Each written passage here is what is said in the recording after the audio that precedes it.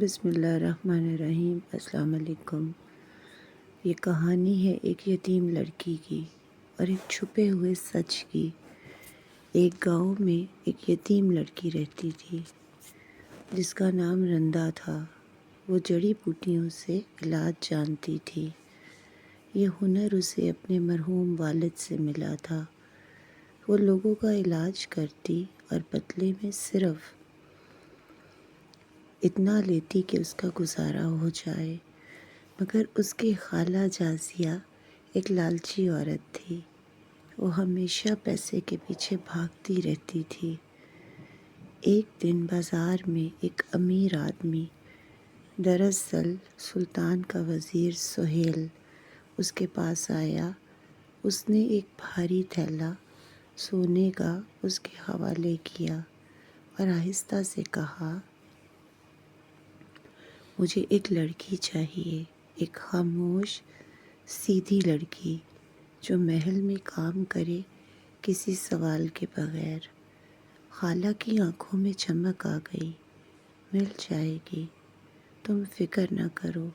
کچھ دن بعد جازیہ نے رندا کو کہا، تمہارے شہر کے بڑے محل میں نوکری ملی ہے، وہاں رہو گی، کام کرو گی اور مجھے پیسے بھیجتی رہنا۔ رندا مجبور تھی۔ وہ خاموشی سے تیار ہو گئی۔ محل شہر سے دور ایک سنسان پہاڑی پر تھا۔ باہر سے وہ عظیم لگتا تھا، مگر اندر داخل ہوتے ہی ایک عجیب خاموشی محسوس ہوتی تھی۔ یہ محل اب سلطان کا نہیں رہا تھا، بلکہ وزیر سہیل اور اس کے آدمیوں نے اس پر قبضہ کر لیا تھا۔ رندا کو باورچی خانے میں لگا دیا گیا۔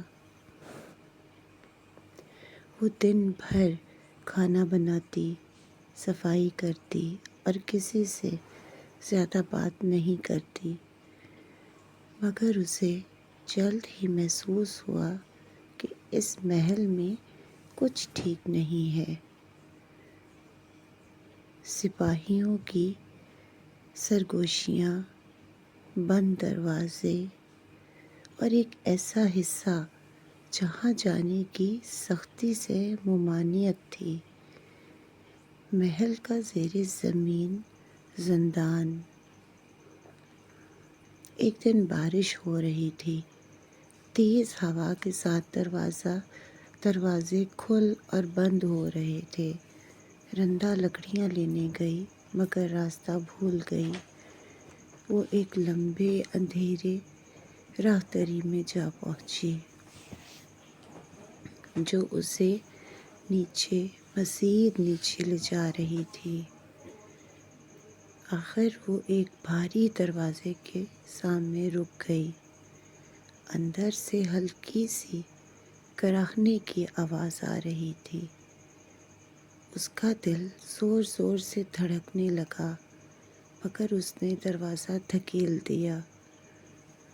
اندر ایک تاریک کوٹھری تھی اور وہاں ایک شخص زنجیروں میں جکڑا ہوا تھا۔ اس کی حالت انتہائی خراب تھی۔ اس کے جسم پر زخم تھے اور ایک گہرا زخم اس کی ٹانگ میں سڑ رہا تھا۔ رندا سہم گئی۔ یہ کون ہے؟ اس شخص نے کمزور آواز میں کہا، چلی جاؤ، وہ تمہیں بھی مار ڈالیں گے۔ مگر رندا رک گئی۔ وہ آگے بڑھی، زخم کو دیکھا اور فوراً سمجھ گئی کہ یہ بیماری نہیں ہے۔ کسی نے اس میں شیشے کے باریک ٹکڑے ڈالے ہیں۔ وہ شخص حیران رہ گیا۔ وہ کوئی عام قیدی نہیں تھا، وہی اصل سلطان غیث تھا۔ وزیر سہیل نے اسے مارنے کی سازش کی تھی۔ اس کے زخم میں شیشہ ڈال کر اسے بیمار کیا اور اسے مردہ قرار دے کر زندان میں پھینک دیا تاکہ وہ خود سلطنت پر قبضہ کر سکے۔ رندا نے فیصلہ کیا وہ ہر روز چھپ کر کھانا لاتی، جڑی بوٹیاں لاتی اور سلطان کا علاج کرتی۔ وہ زخم صاف کرتی، شیشے کے ذرات نکالتی اور مرہم لگاتی۔ دن گزرتے گئے، سلطان کی حالت بہتر ہونے لگی اور ان دونوں کے درمیان ایک خاموش اعتماد پیدا ہو گیا۔ ایک دن سلطان نے کہا، تم کیوں میری مدد کر رہی ہو؟ تم تو خود مجبور ہو۔ رندا نے مسکرا کر کہا، کیونکہ میں جانتی ہوں ظلم کیا ہوتا ہے اور میں اسے ختم کرنا چاہتی ہوں۔ چند دنوں بعد سلطان کھڑا ہونے کے قابل ہو گیا۔ انہوں نے ایک منصوبہ بنا لیا۔ ایک صبح وزیر سہیل دربار میں بیٹھا ہوا تھا، خود کو سلطان سمجھتے ہوئے۔ اسی وقت دروازے زور سے کھلے اور اصلی سلطان غیث اندر داخل ہوا، مضبوط، باوقار اور زندہ۔ ہر کوئی ساکت رہ گیا۔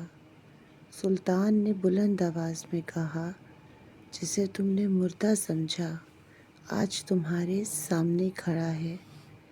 سپاہیوں نے فوراً وزیر کو گرفتار کر لیا۔ اس کے جرائم ثابت ہوئے اور اسے قید میں ڈال دیا گیا۔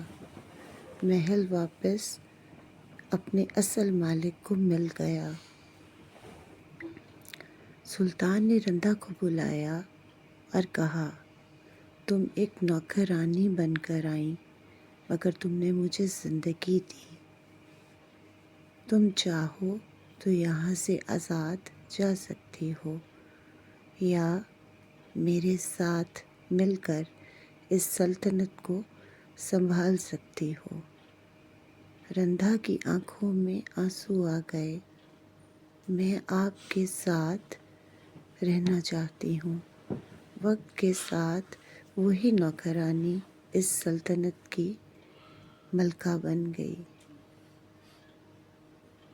ظلم ہمیشہ چھپ نہیں سکتا، سچ ایک دن سامنے آ ہی جاتا ہے، اور کبھی کبھی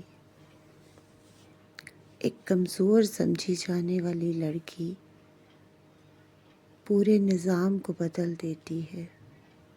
اگر آپ کو یہ کہانی اچھی لگی ہو تو اپنی رائے کا اظہار کمنٹ میں ضرور کیجیے گا۔ اللہ پاک ہم سب کا حامی و ناصر ہو، آمین ثم آمین۔ جزاک اللہ۔